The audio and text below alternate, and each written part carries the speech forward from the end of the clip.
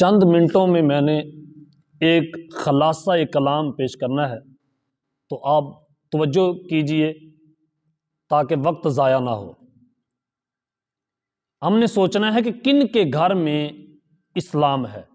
جو اسلام ہمارے پیارے آقا و مولا صلی اللہ علیہ وسلم لے کر آئے ہیں، وہ کن کے گھر میں موجود ہے، اور کون سا خطہ ہے جس خطے میں اسلام موجود ہے، کون سا علاقہ ہے جس علاقے میں اسلام موجود ہے، کون سی عدالت ہے، کون سی کچہری ہے جس کچہری میں اسلام موجود ہے، جو اسلام اللہ تعالیٰ نے ہم پر نازل کیا ہے، ہمارے لیے نازل کیا ہے، جو تمام پیغمبر لے کر آئے، تمام اللہ کے رسول لے کر آئے، تمام کتابیں جس اسلام کو لے کر آئیں، وہ اسلام کن کے پاس ہے؟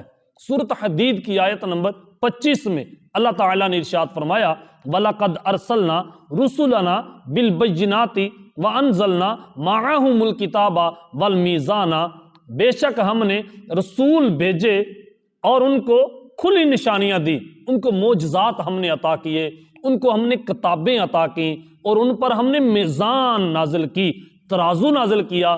یا اللہ تو نے رسول بھیجے، ان کو معجزات دیے، یا اللہ تو نے ان پر کتابیں نازل کی، ان پر میزان بھی نازل کی، ان پر میزان بھی اتارا۔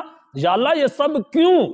آخر ہم میں وہ آئے اور انہوں نے واعظ و نصیحت کی، اتنی محنتیں کی، پتھر بھی کھائے، اور لوگوں سے انہوں نے بڑی بڑی باتیں بھی سنی، بڑے دکھ تکلیف، بڑی بڑی پریشانیاں انہوں نے جھیلیں۔ یا اللہ یہ سب کچھ کیوں کیا ہے؟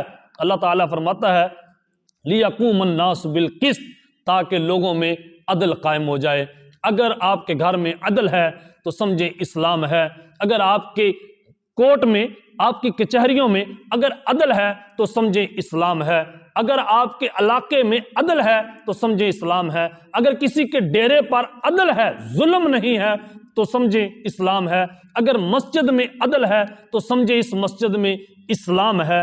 جہاں بھی جس خطے میں آپ عدل کو دیکھیں گے، عدل کو دیکھیں گے، عدل قائم کو دیکھیں گے، سمجھیں یہاں پر اسلام ہے۔